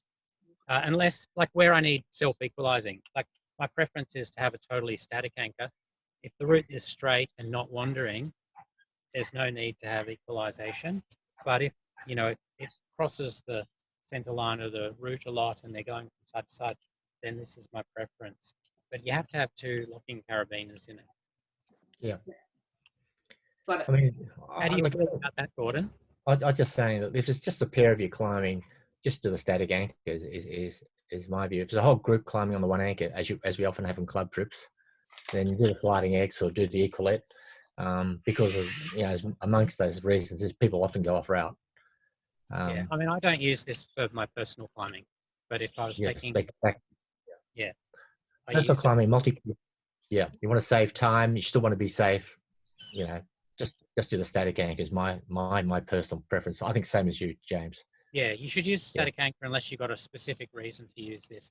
And the sort of that there's a real sort of fad of people pre-tying sliding X's, slinging it over their shoulder, and then just being able to whack it in. And it's you really need to think about the bolts that you're attaching into and make the assessment and equalize the anchor properly, move the knots properly. So I think it's a bad habit to get into. All right, any questions on the Equalette before I move on? Quick question, like when you say like specific reason to use a like self-equalizing anchor, like can you give like a simple example? Is it like a traverse top belay or something like that? Or Okay, like... so let's say it doesn't have to, it could be a traverse, but it doesn't have to be even as extreme as a traverse. It could just be so if you think about this in a top rope setup, you've got, say, the belayer over there, and let's say the climber comes up the right-hand side. As they approach the top, the route crosses over to the left, and then they come up a ledge over here. So they're going to be doing this sort of thing. So actually, I might just show you on this one over here. So if we had a completely static anchor,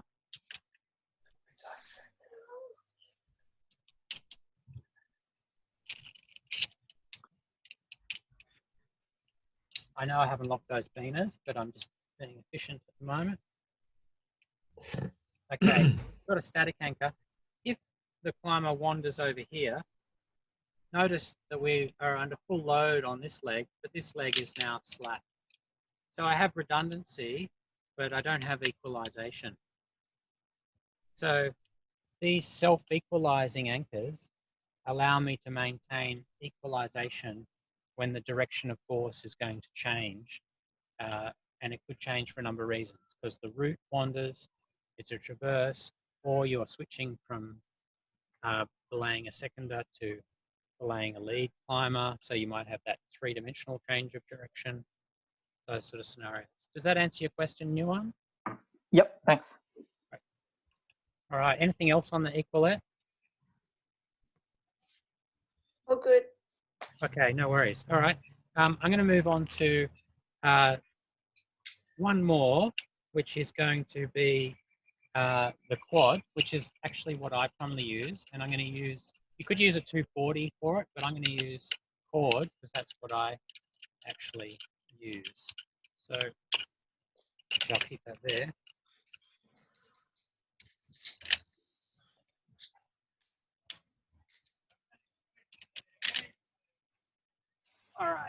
I've got my cord here. So what I'm going to do is I might just pop that in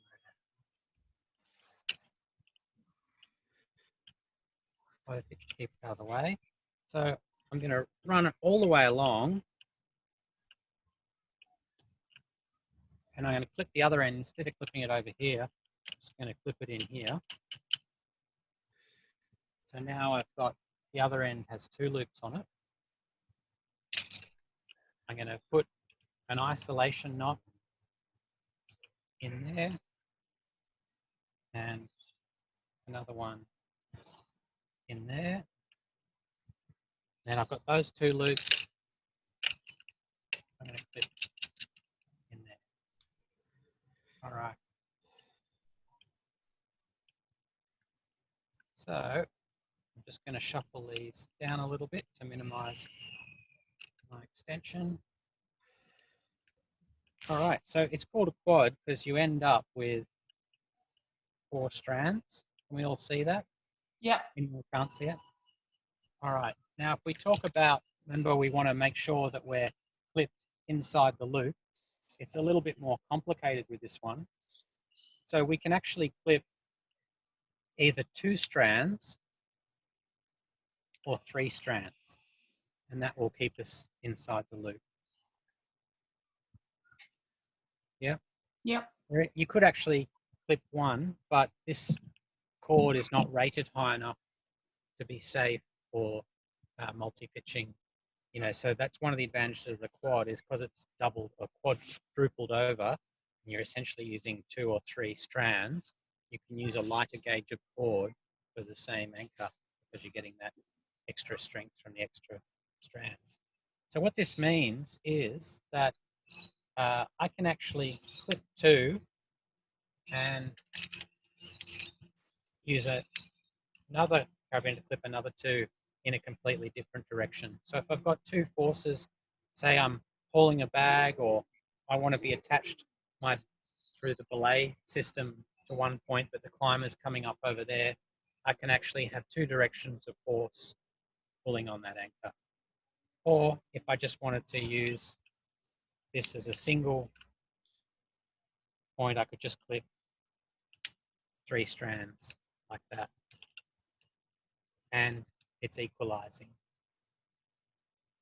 Does that make sense? When would you use 3 strands as opposed to 2 strands?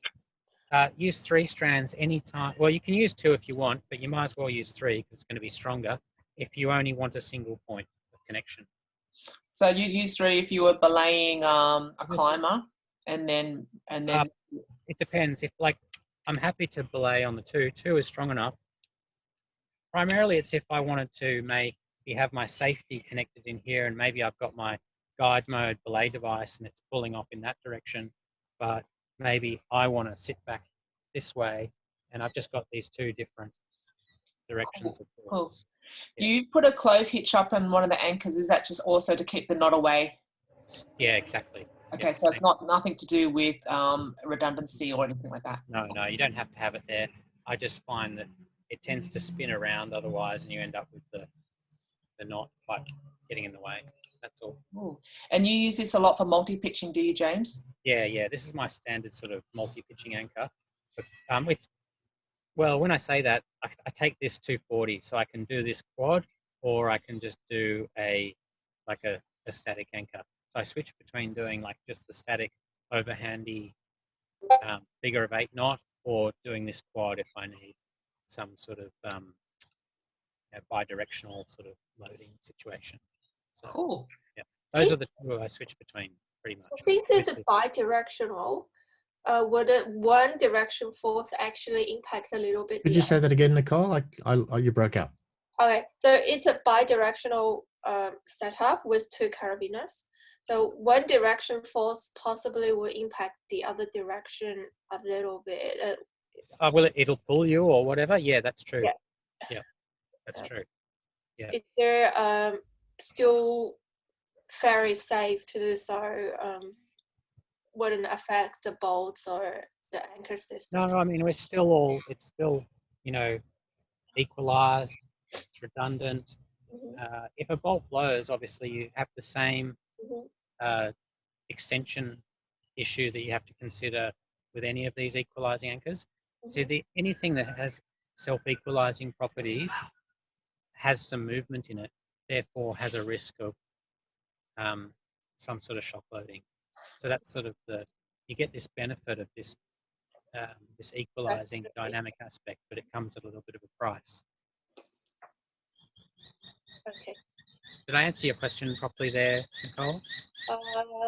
I think sort of. Just to think, for example, one carabiner is going really left, and the other one trying to go to right, and then it's pulling away from each other. I'm not sure what's the negative impact it can cause. Like that? Yeah. The impact on the bolts? The impact on the whole system, I'm not too sure. Just curious. This is all fully rated. I've got 2 strands, so that's probably about, it could be anywhere from 15 to 20 kilonewtons of strength there. The force on here is whatever the aggregate force is here and the trigonometry effect of these legs. So that's all okay. We've got like a good angle here. Yeah, it should all be fine. Okay, cool. Yeah. All right. Is there anything else that anyone wants to know about the quad? Otherwise, I'm just going to show you a couple more anchors that I'm not going to tell you much about, and I'm going to let you digest them for yourselves. So any more questions before we move on to the fun exercise at the end of this presentation? None from me. None from me. Oh, good. All right, cool. Okay. All right, let me just set this up.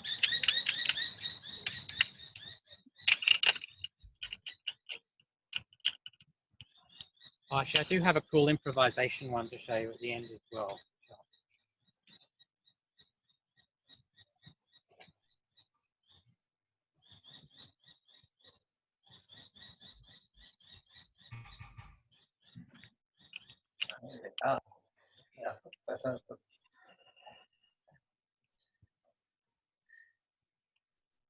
Is that in shot down here? Yes. Yeah. Mhm.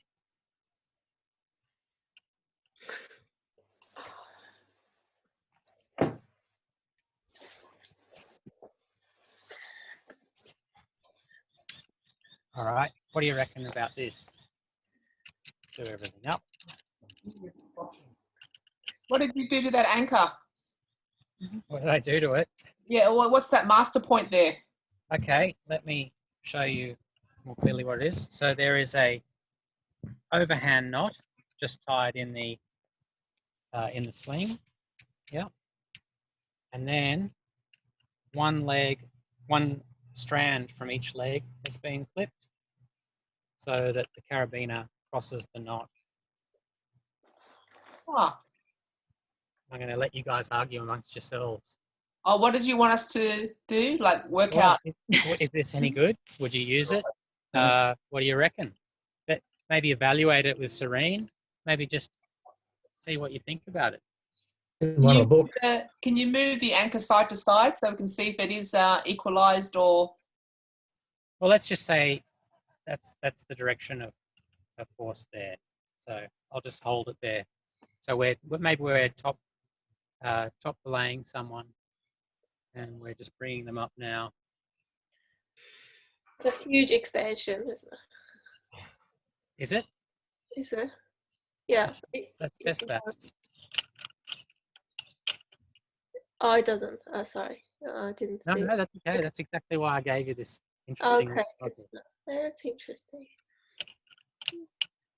So then the carabiner is essentially clipped into the shelf then at that point. Yep.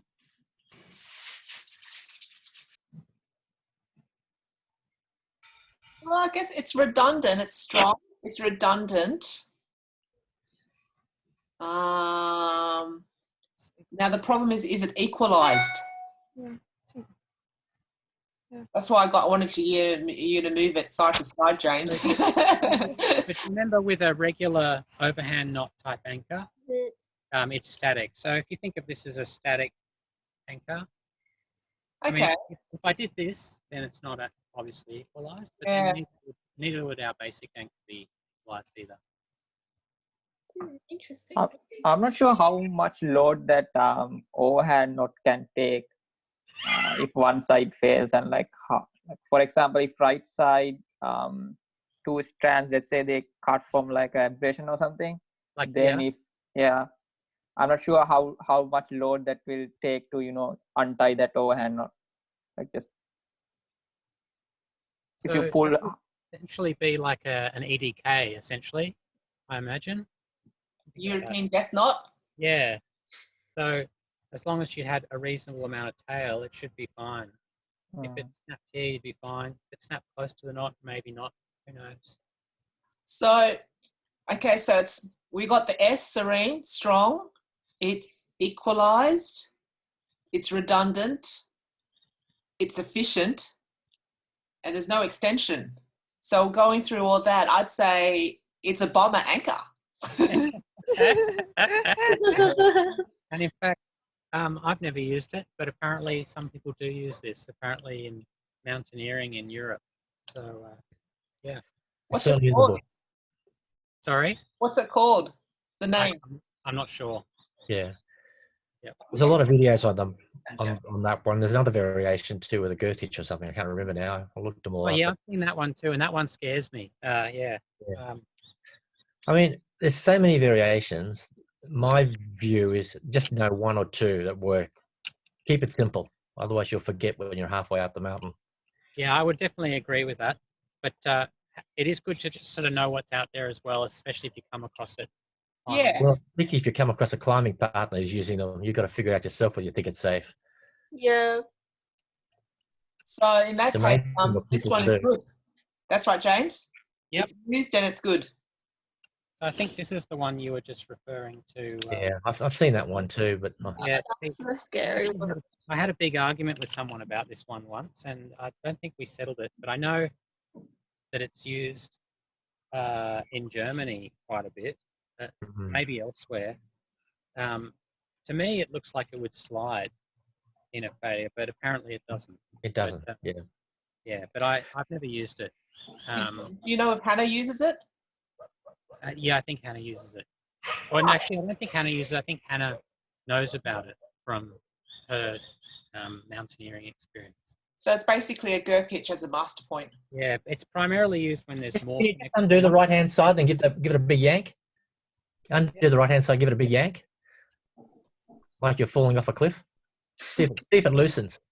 All right, I'll put it on the flat part to make it even more. Yeah. No, it's pretty tight. It's pretty solid. Yeah. I think my anchor's going to break before the. Yeah. Principle of a hitch, it's knotting on itself. You know how a hitch works. So it is basically, tying on itself. I mean, there's videos of this. People use it. So yeah. And typically they use it with trad stuff. So there'll be more connection points, and they just take the whole bundle and girth hitch the whole lot in. It looks very efficient. Yeah, very efficient. It's very quick. So yeah, it have a lot of easy to undo. And even for after loading huge load, it doesn't seem it will be hard to undo. Yeah, that's right. Yeah, that's right. Yeah. Ah, good point. James, do you find that when you do those overhand or those knots, the big FKs, do you find them very hard to undo? In your can be, and that's why I tend to, if I've got the material, I tend to do a figure of 8 because it's much easier to undo rather than overhand. Yeah. Yeah. The main thing is your partner doesn't fall. That's right. That's the main thing. Then you don't have to worry about it. I got one more for you. Actually, I got 2 more for you. So we'll.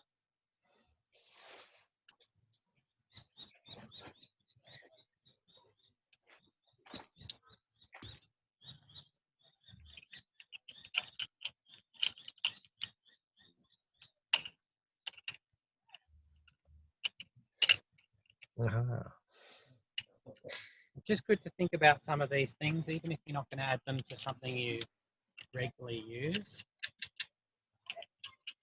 And it helps you to sort of understand the principles of anchors a bit more as well. All right, there we go.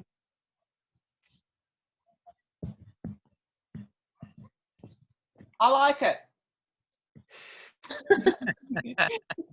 This used to be my go-to because when I used to buy short slings, I don't have the big sling, so I'll just have to use the 2 short slings. It's got the Susan stamp of approval. But what I used to do, I used to put knots. Overhand knots at the bottom, and then you do it that way, and then put it through a. Yeah. So how overhand knots on 2 singles. Yep, on Okay. each, and then clip in And what do you think the advantage of that would be? the overhand knot. Yeah. In my early days, it just looked fancy.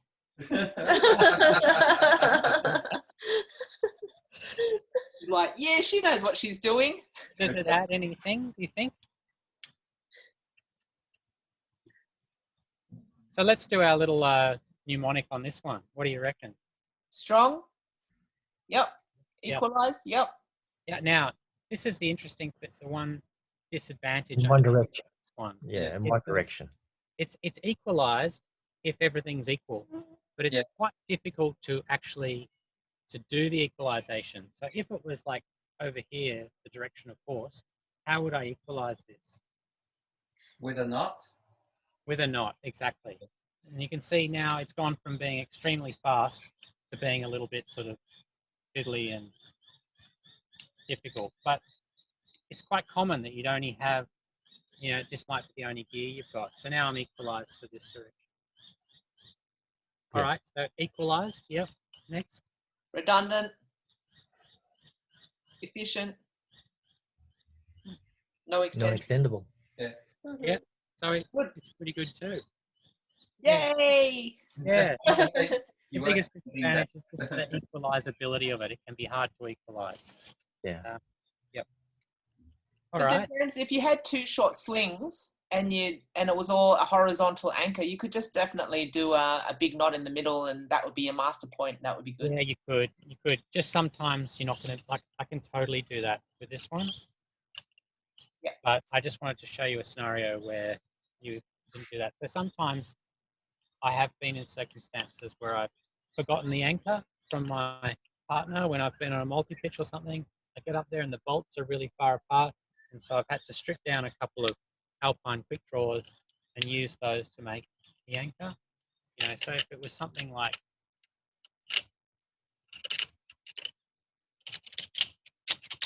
this, I'm not going to be able to, if I tie a knot there, I'm going to have an angle problem. Also, I might not have enough material. So I'm definitely going to have to, you know, use this sort of scenario. Awesome. Makes sense? Yeah. Is All there right. a name for that system? Not that I know of. There might be one. But Called desperate. right. Anchor of last resort. Yeah. The Susan system. Okay, now I'm going to show you one little cool trick at the end because I like showing people improvisation and things like that because that gets you out of trouble.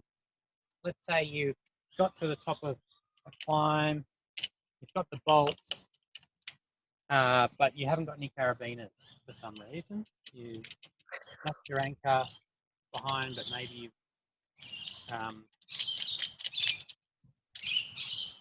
now you're still going to have to belay. So you know you can't use up your belay device carabiner. What are you going to do?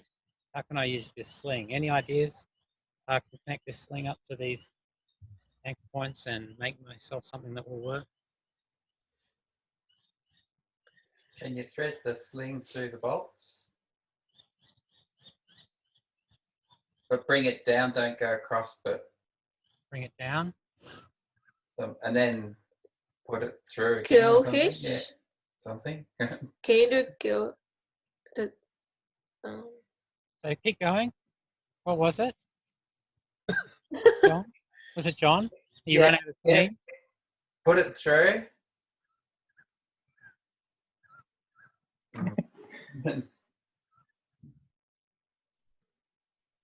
What are we doing, James? We're trying to set up an anchor without carabiners. That's right, yeah. Girth hitch on one end. Sorry? Girth hitch on one end. Put a girth hitch. Okay, girth hitch, yep.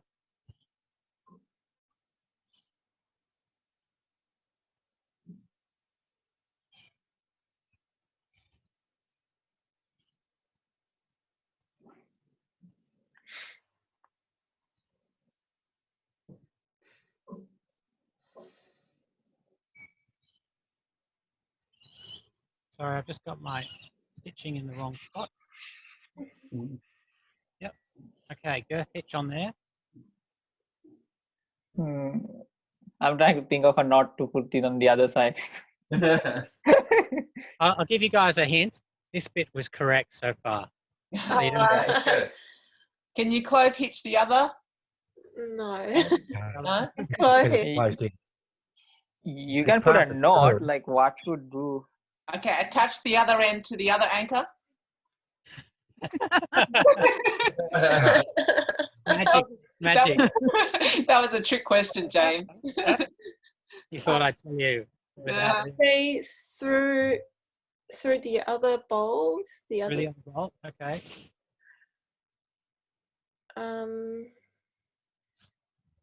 I guess tie a figure of 8 then. Would that work?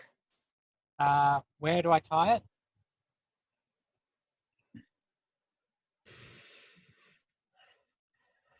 Like, Just use that end and the whole lot of a dropping in the middle, tighter knot there. Yeah. You tighter just the overhead or figure 8, whatever works. good one, Nicole. I don't know if I've got enough material. Pull this off. Is that a 240, James? No, it's a 120. That's what we usually have. Look, it was a good idea, but I can't actually make Okay, it. I right. mean, with a really sharp angle up here. Oh, well, let's switch it over to the 240 sling. Whip out the 240. It's at the bottom with Gordon. I forgot to get it from him. Get your 5-meter cordelet. Can you do tie some knots in the middle, look like slide X, and through the other end, still through the bolts and bring it down? So that end through. Before through, tied some knots, just like a sliding X knots. Oh, did the X twist? Okay. I was just wondering if it's possible. Yep. 2 knots or 1? Yeah, two. Yep. Maybe 2, yeah. Yep. Just And if it works, then through it, but you need to, bring it down a bit. Yep. Then use the carabiner through one end and the middle. I don't have any carabiners. What's that? I don't have any carabiners. You don't have any? Oh, okay. I didn't. Hang on. What are we doing? He doesn't have carabiner. We can't decline if we have no carabiners. He dropped everything. He's got the carabiner for his ATC, which will go through the loop. Yeah. That's all he's got. 1 carabiner for the ATC. So hang on. So you're trying to set up an anchor with a sling only, Yeah. and then someone's got to, and there's no carabiners, and someone's got to anchor off the sling. Yeah, You can't have rope through sling. You're not allowed to. It's an extreme scenario. Oh, look, I'm still got a carabiner. I can use that carabiner on my belay device to clip in and to then belay and do all sorts of stuff. Like I can get myself connected to the anchor. I've got hardware And he's to do right that. at the end of his rope. He's got no rope left to build an anchor. It would work.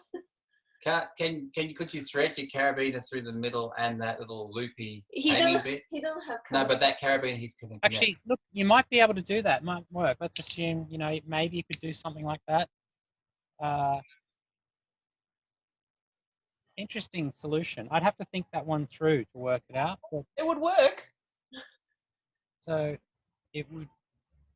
No, actually, it wouldn't. Because if this end popped, this end would flip through here, and then the whole thing would fall that way. No, the middle X, just to use the sliding X technique to make sure it doesn't pop. Ah. Okay, so we've got sliding X here. Then Yep. Uh, And then we keep this one through here. would it work? Have a look.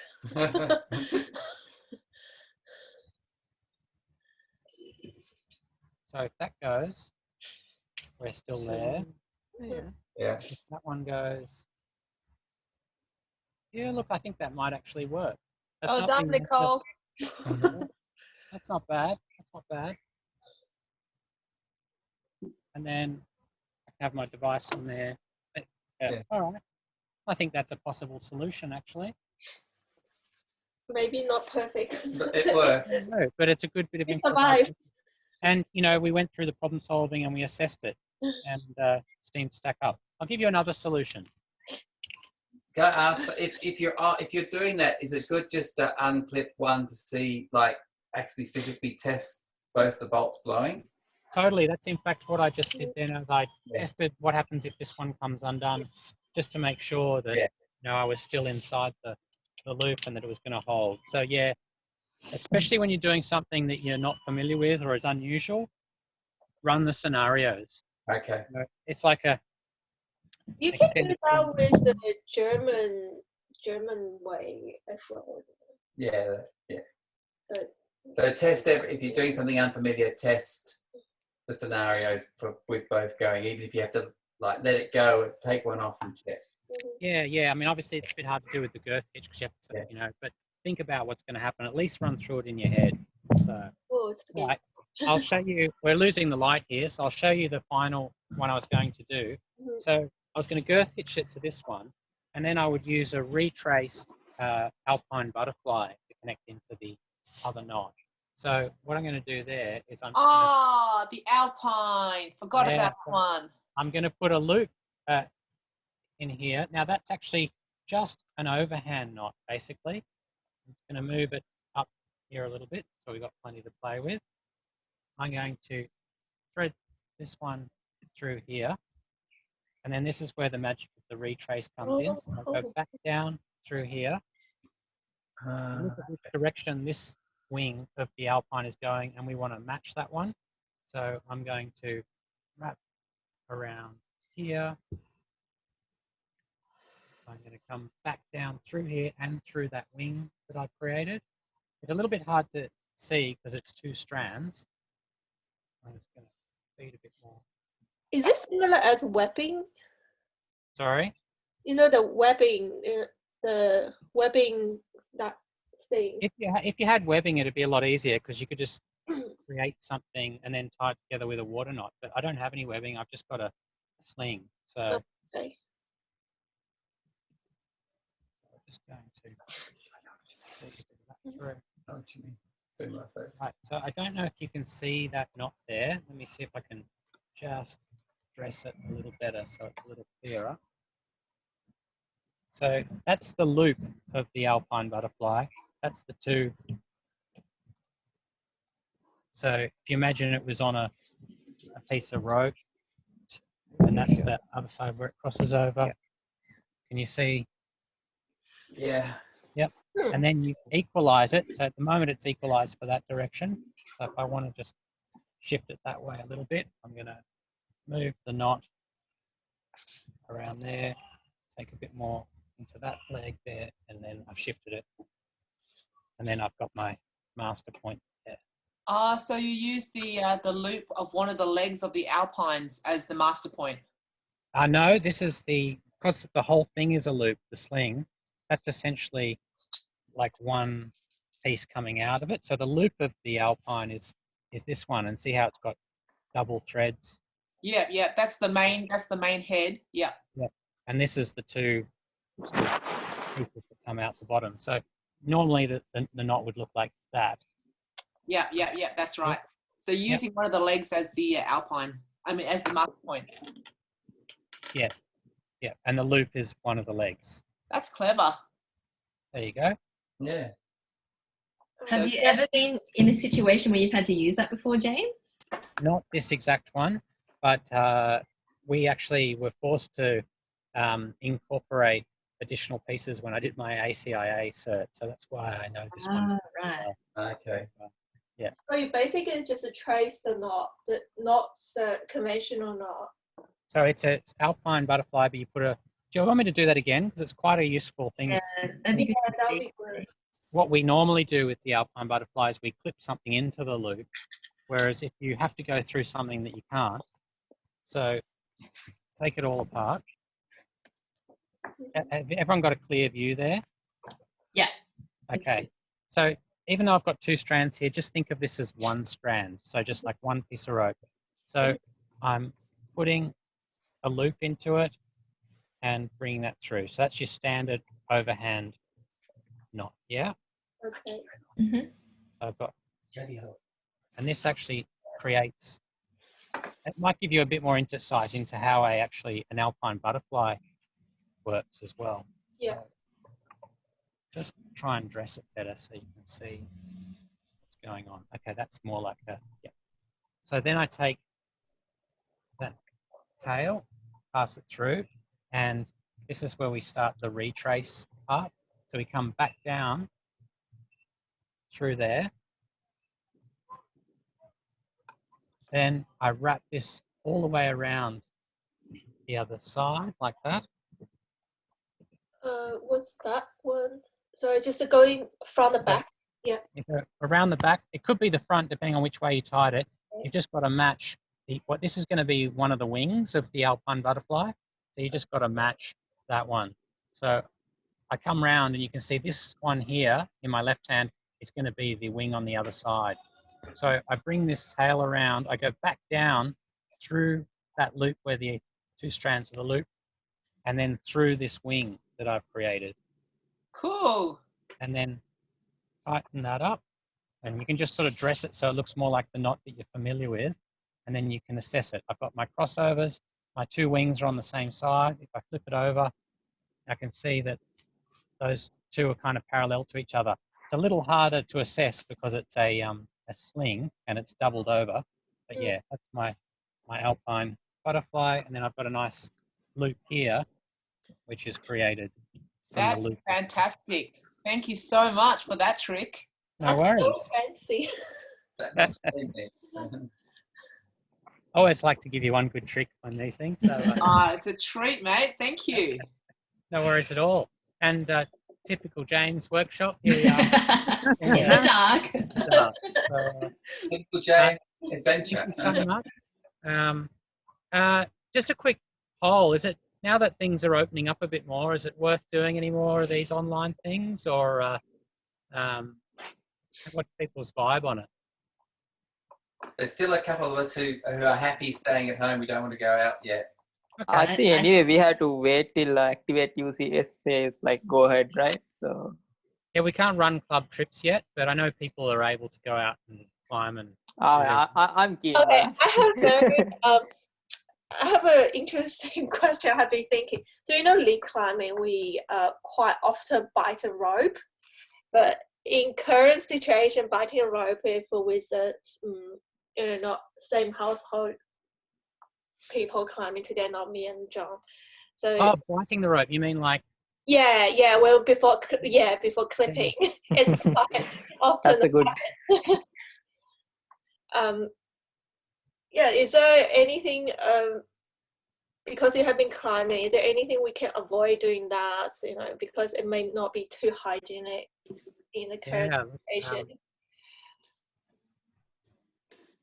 A lot of people just do that out of habit. Yeah, exactly. Climb on your own rope. Not too much problem if me and John doing it because we are here anyway together. Yeah, look, I probably don't have any advice on that, not being a medical expert, but I know. It's an interesting observation. Hang on, do people bite on ropes a lot? Lead climbing, they often pull up and stick in their mouth before they clip. Like, it's actually sort of not considered a good thing to do, but I was thinking people can lose teeth doing it. If you hold it, you're supposed to hold it with your lips, not your teeth. Yeah. I remember the last time when we climbed in St. Peter's, remember that we could climb the one super hard, and you showed me how to clip. We if we go up enough at the waist height, then That's possibly right. You shouldn't need to do it. You should, in fact, probably not have to pull up much at all. But of course, there's the theory and there's the reality when people are stressed and anxious. Yeah, and, exactly. Yeah. Well, just something I thought about. I found this very useful, so I'm happy to have more online beings. Yeah. Okay, great, cool. Well, thank you very much. If anyone has any further questions that they think of later, feel free to email them through. And if you do, just reply all to the group so that everyone can benefit from it. Thank you very much for your time. And thank you very much. Thank you, James. James. You have far to go home? Are you just across the road? Just at Sydney Park, it's like 5 minutes away. So. Oh, cool. So it's not a big long drive back home in the dark. Oh, you're very close to Cedric, isn't it? Yeah. You're like a block over to the bottom of my street. Yeah. Oh, so you live in the same street as Cedric? That one that goes down. As of about a week ago, yeah. Yeah, we came round to give him a rug. Cool. All right. Well, thanks everyone. Thanks, Have James. a great weekend, and hopefully I'll see some of you out climbing soon. All right. Yeah. Thanks, James. Thanks, Jess. Thank Bye, you. guys. Bye. Oh, thank you, Jess, as well. Amazing. Yeah, thank you. Thanks to the camera person. Yeah. Thanks, Jess. That was awesome. Fantastic camera work. It was flawless.